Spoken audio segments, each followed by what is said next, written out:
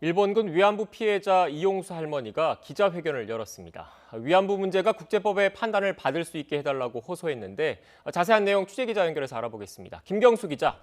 네, 서해부입니다. 네, 먼저 기자회견 내용부터 정리해 주시죠.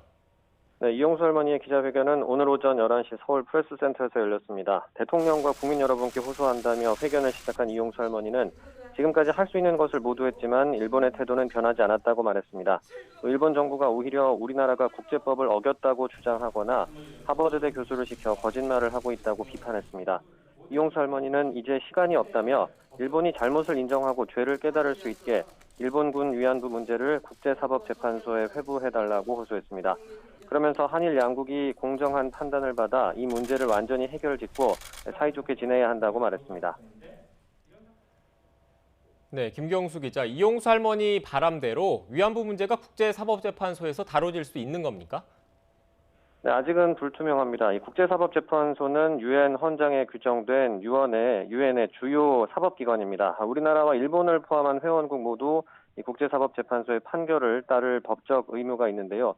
국제사법재판소 소송을 진행하려면 당사국 정부의 합의가 필요합니다.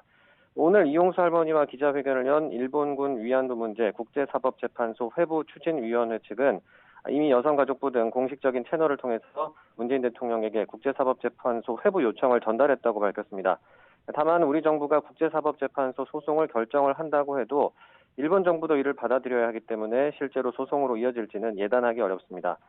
국제사법재판소에서 재판을 받는다고 해도 우리가 원하는 결과가 나온다고 보장할 수도 없습니다. 하지만 추진위 측은 국제사법재판소의 절차가 투명하며 우리나라에 불리하지 않다고 주장했습니다. 과거 판결을 볼 때 국제사법재판소는 강대국의 국제법 위반에도 엄격한 태도를 취해왔다는 겁니다. 또 위안부 문제의 불법성 등 본질적인 문제를 제기할 수 있을 거라고 전망하면서 소송 과정에서 서면 자료와 피해자 증언 등을 기록으로 남기게 되는 것도 의미가 있다고 설명했습니다. 지금까지 사회부에서 전해드렸습니다.